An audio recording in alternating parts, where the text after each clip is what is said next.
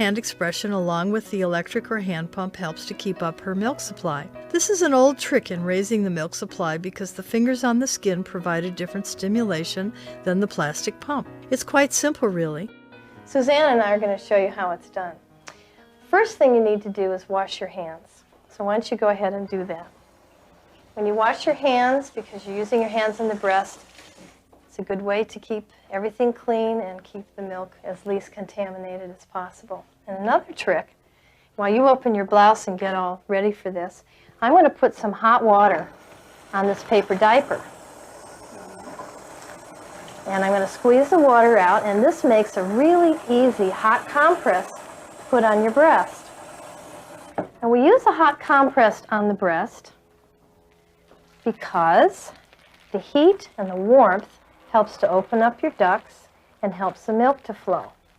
And we often suggest this when you're learning how to hand express milk because it's easier, it makes it flow better, and it kind of builds your confidence a little way. But as you get better at this, you won't be using a hot compress. Okay, so a few minutes of that is fine. And we can set this aside.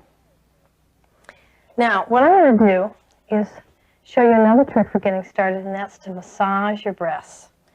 So what you can do is just a gentle massage toward the nipple. Okay? And some mothers find that that's helpful to kind of bring the milk down a little bit. Other mothers find that they don't have to do that.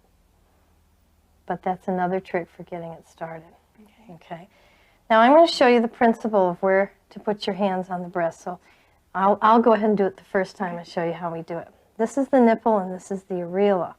And oftentimes it's helpful to put our pressure on the edge of the areola. And what I usually do is I put my thumb on the top and my finger, my index finger, on the bottom. Now you can see this, that they're kind of opposing. One is right above the other because we're going to be using some opposing pressure. So I open my hand and I pull back towards your chest wall. And I kind of gather the inner breast and come forward. Woo! That was easy, wasn't it? Yeah. Okay. Now let's have you try it. Put your finger here and your thumb over here. Now check to make sure they're opposing. And you don't want this finger to be up too high to start with as you're learning. Good. Now I'm going to do it with you. Okay. Relax your hand. Open your hand. Pull back towards your chest wall. And then slide forward. I think you've got one more spray than I did doing that. Very good. Now, let's stop for a minute and let me explain something. Some women find that if they press close to the nipple, they get more milk. A lot of women find if they press back farther, they get a lot more milk. You have to kind of decide where your best pressure is. It looks like we were doing fairly well. The mistake a lot of women make is they tend to press the nipple. As you can see, when I press the nipple, I don't really get anything out. Mainly because there's some little sinuses around here that collect a little bit of milk. And what we're really doing is putting back pressure on those sinuses and kind of pushing the milk a little bit forward. Okay. See? Now see if you can solo. Very good. Excellent. Now you set up a rhythm. When you do it, you really don't need to press very hard. Because if you hurt yourself and press hard, it doesn't help. Now you notice how it slowed down a little bit. What you can do there is readjust your hand over this way. That's right. That way you hit some different ducts. Very good. See? And you can move your hand, you know, a lot of different ways to hit a new duct. And just kind of figure out which duct works. And you notice there's not just one spray. Good. Now, if it really slows down and you can't get any more out, then it's time to switch to the other side. So when you switch to the other side, you just choose whichever hand is comfortable. See if you can make your fingers a little more opposing. That's right. Open up. Oh, wow. Look at that. I think you're really getting the hang of it. You know what's important in that is when you first start expressing, sometimes only a few drops come out. And that's real discouraging. And as you practice more, you get to this stage. So you obviously are better the second time around, don't you think? Now, the other thing I want to show you is you've moved your hand over here, and that's okay not to have your fingers exactly opposing, because what I see you doing is you're using your knuckle to oppose onto your thumb, and that's okay if that's comfortable to you. Now, you obviously have good results doing that, but the basic principle is you're kind of doing some kind of an opposition, and you pull back toward the chest, you gather the breast, and very gently, boy, you do that so well, Suzanne, very gently do it. Now, the second question is, where are we going to put this milk? Obviously, if we take this bottle and try to do it into it, go ahead. It goes everywhere. You've got 7 streams going on the outside and maybe 2 hit the bottle. So sometimes this is not always a practical idea. Well, they've come up with a funnel that attaches to a bottle. Now try it. This funnel is going to catch just about every spray. Isn't that a great idea? Yeah, it works good. And it goes right into the funnel. And that's kind of nice because it saves it from getting all over your clothes. Okay, very good. Okay, now if you don't have a special nursing funnel to this, you can try a regular Pyrex measuring cup. Now this one's nice because it's nice and wide, so go ahead and try that. Good. You're finding you still have to aim a little bit, right? Yeah. Now these cups are nice because you can put them in the dishwasher and they get sterile, and like most bottles that you pump into that can go in the dishwasher. But one drawback to this is you do have to pour it into something else, and if you're pumping for a preemie, sometimes the neonatologist doesn't like you pouring from one container to another because that can have an increase in the bacteria in the milk. But if this is sterile and this is sterile and you washed your hands, that shouldn't be a problem. Now, if you don't have access to a measuring cup, and let's say you're a working mother and you're going to work and you don't want to carry a heavy Pyrex cup around, you don't have access to a funnel, you can just use a regular plastic bowl. There you go. And with this, if you get a thin and flimsy plastic bowl, you can bend it and pour it right into the bottle. That works good. It works quite well. It's nice and inexpensive.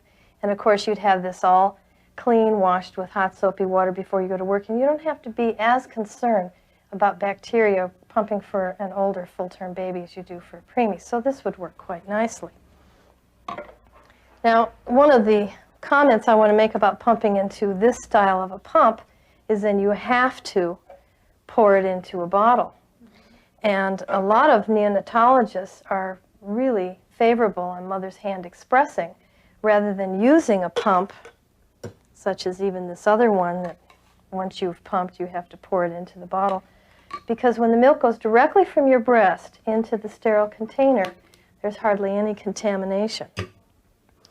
And the hospital will often give you some pre-sterilized water bottles to pump into, which a lot of mothers laughed at because trying to pump into this narrow neck was hard. But the reason they gave them is they're all sterile and they tell you to pour out the water and just pump into the bottle. Well, as you can see, you're back to the old problem of aiming, and then a lot of moms do is they try to get closer and then their breast touches the bottle and then there you've got into some contamination. Here's where I would recommend a nursing funnel, because if the nursing funnel was sterilized ahead of time, the milk can go directly into the sterile bottle, and then when you're finished, I kind of whipped that away from you, didn't I?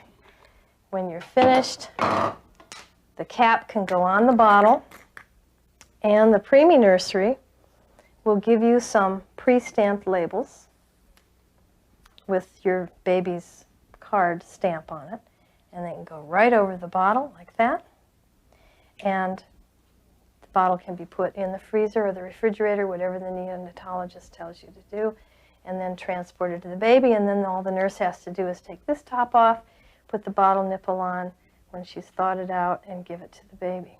So this is why hand expression can be very favorable for the premature baby. And I think easier for the working mother because she doesn't have to haul a bunch of apparatus around. She's just got her breast in her hand and a container.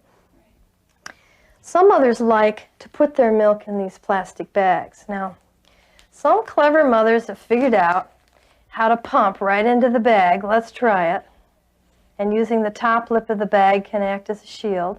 You're doing pretty well with that. If that worked well for you, it's a pre-sterilized bag, and that would be fine. But for a working mother, a lot of times she'll pump into something else and, say, pour it into the pre-sterilized bag. And these are handy for freezing.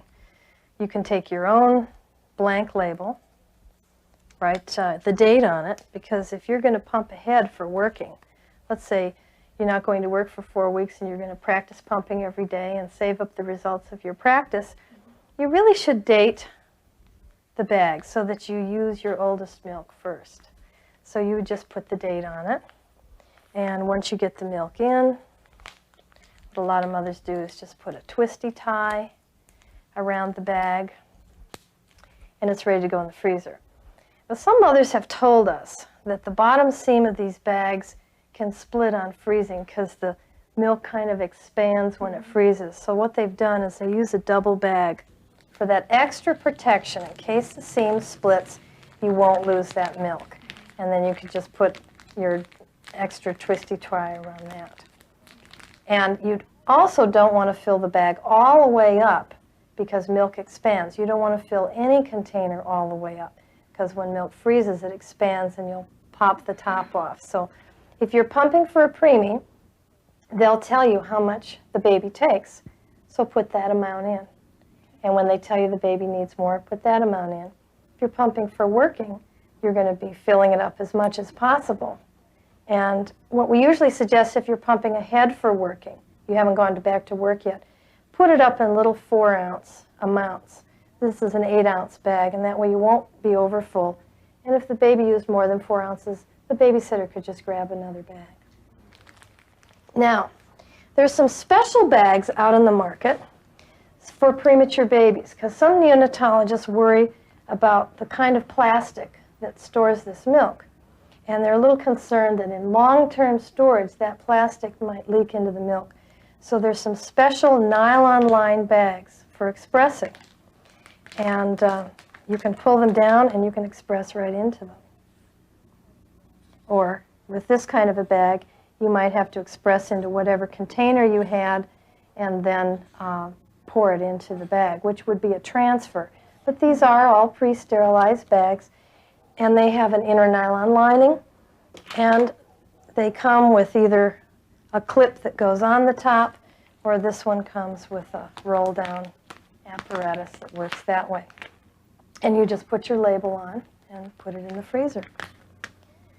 So that's what you store it in, and most mothers find that they can put it in the refrigerator if they're going to use it for the baby right away. Some studies show that milk can be kept in the refrigerator for 48 to 72 hours. And I don't think they've tested it any longer than that. Maybe it could stay longer, I don't know. In the freezer, the recommendation, if you have a freezer that keeps ice cream hard, that's a good 0-degree freezer.